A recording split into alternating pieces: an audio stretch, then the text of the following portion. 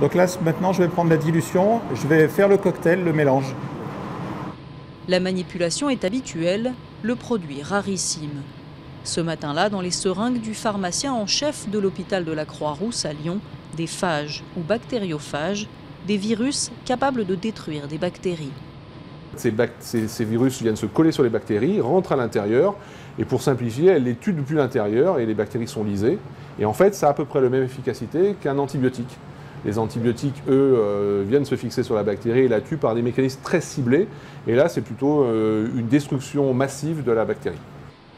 L'existence de ces phages qui se développent dans l'eau des égouts a été découverte au début du XXe siècle, mais ils ont vite été abandonnés avec l'arrivée des antibiotiques. Aujourd'hui, l'antibiorésistance les fait ressurgir comme une alternative possible pour certains patients comme Monsieur P, victime d'une bactérie résistante à absolument tous les antibiotiques disponibles. Vous voyez que sa colonne vertébrale, il existe un abcès au niveau du disque. Et on sait que pour guérir de ce type d'abcès, il faut utiliser un traitement anti-infectieux, classiquement des antibiotiques, souvent pendant plusieurs semaines, plusieurs mois. Et ici, comme les antibiotiques ne sont pas actifs, on propose un traitement par bactériophage en espérant qu'ils vont pouvoir se multiplier et détruire cette bactérie.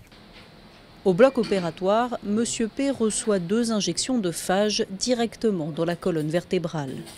Un traitement de la dernière chance autorisé à titre compassionnel, c'est-à-dire pour les patients en impasse thérapeutique, mais sans garantie de réussite.